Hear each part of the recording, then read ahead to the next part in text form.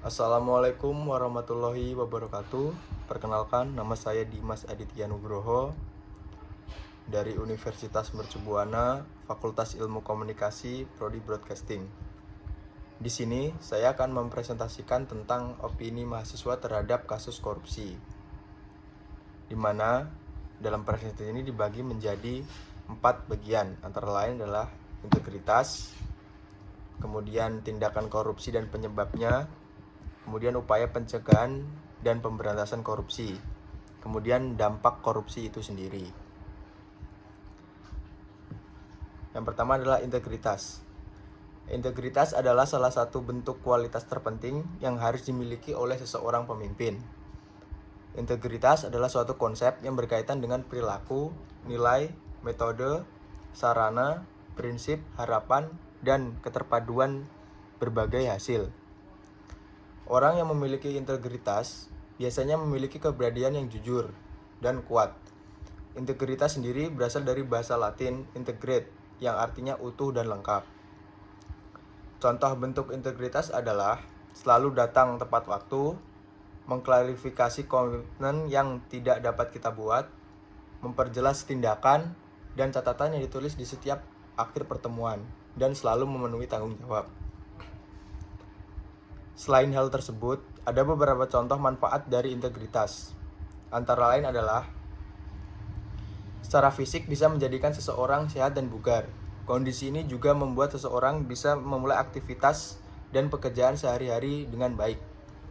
Secara intelektual bisa membuat optimal kinerja otak agar bisa lebih berpikir strategis, khususnya dalam mengambil keputusan dengan banyak pertimbangan.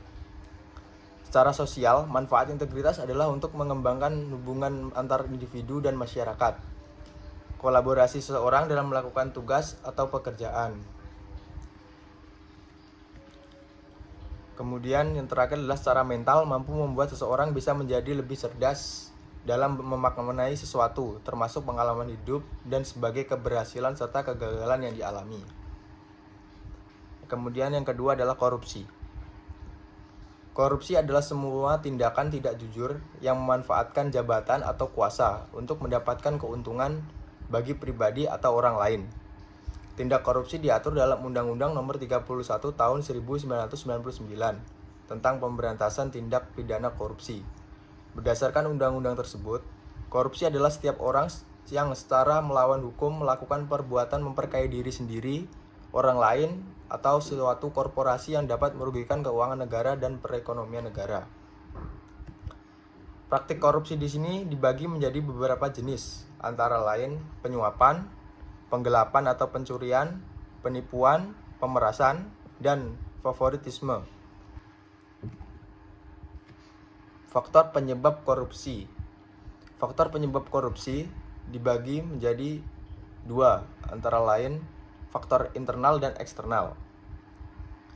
Korupsi secara internal berasal dari diri sendiri atau dorongan keluarga, sedangkan penyebab korupsi secara eksternal berasal dari luar kehidupan pribadi seseorang. Faktor penyebab korupsi internal dan eksternal yang pertama adalah karena sifat tamak yang dimiliki oleh manusia. Sifat tamak ini tergolong penyebab internal. Umumnya, pelaku korupsi adalah pejabat atau para petinggi yang sudah memiliki banyak kekayaan, namun sifat tamak dan rakus memunculkan hasrat besar untuk memperkaya diri sendiri. Faktor penyebab korupsi internal dan eksternal yang kedua adalah karena gaya hidup yang konsumtif. Faktor penyebab korupsi internal dan eksternal yang ketiga yaitu karena moral yang dimiliki lemah. Orang yang memiliki moral yang tidak kuat atau lemah cenderung mudah terpengaruh untuk melakukan tindakan korupsi. Pengaruh-pengaruh ini bisa datang dari atasan, teman kerja, atau pihak manapun yang memberi kesempatan untuk melakukan korupsi. Faktor penyebab korupsi internal dan eksternal yang keempat adalah karena dorongan keluarga.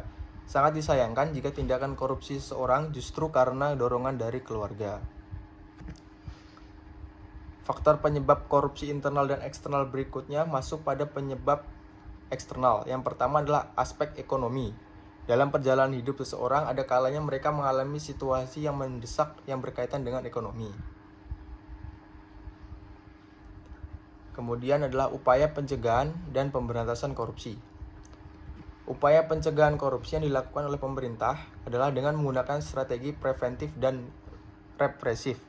Agar tindak korupsi tidak lagi terjadi adalah meminimalisasi faktor-faktor penyebab atau peluang terjadinya korupsi dan mempercepat proses penindakan terhadap pelaku tindak korupsi. Strategi preventif. Upaya preventif adalah usaha pencegahan korupsi yang diarahkan untuk meminimalisasi penyebab dan peluang seseorang melakukan tindak korupsi. Kemudian, strategi detektif. Upaya detektif adalah usaha yang diarahkan untuk mendeteksi terjadinya kasus-kasus korupsi dengan cepat, tepat, dan biaya murah sehingga dapat segera ditindaklanjuti. Yang ketiga adalah strategi represif. Upaya represif adalah usaha yang diarahkan agar setiap perbuatan korupsi yang telah diidentifikasi dapat diproses dengan cepat, tepat, dan dengan biaya yang murah, sehingga para pelakunya dapat segera diberikan sanksi sesuai peraturan perundangan yang berlaku. Kemudian adalah upaya pemberantasan korupsi yang dilakukan adalah dengan upaya menanamkan semangat nasional yang positif dengan mengutamakan pengabdian pada bangsa dan negara. Melalui pendidikan formal, informal, dan agama, melakukan penerimaan pegawai berdasarkan prinsip keterampilan teknis. Para pejabat diimbau untuk mematuhi pola hidup sederhana dan memiliki tanggung jawab yang tinggi. Para pegawai juga diusahakan kesejahteraannya dan memadai dan ada jaminan masa tua. Menciptakan aparatur pemerintah yang jujur dan disiplin yang tinggi. Sistem keuangan dikelola oleh para pejabat yang memiliki tanggung jawab etis tinggi dan dibarengi sistem kontrol yang efisien. Melakukan pencatatan ulang terhadap kekayaan pejabat yang mencolok, berusaha melakukan reorganisasi dan rasionalisasi organisasi pemerintah melalui penyederhanaan jumlah departemen beserta jabatan di bawahnya. Kemudian ada dampak korupsi. Tindakan korupsi merupakan tindakan yang sangat merugikan negara.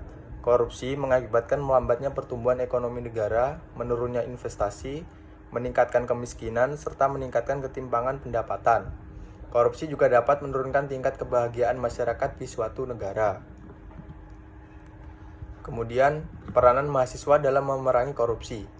Sebagai mahasiswa, kita dapat melakukan peran preventif terhadap korupsi dengan membantu masyarakat dalam mewujudkan ketentuan dan peraturan yang adil dan berpihak pada rakyat banyak, sekaligus mengkritisi peraturan yang tidak adil dan tidak berpihak pada masyarakat.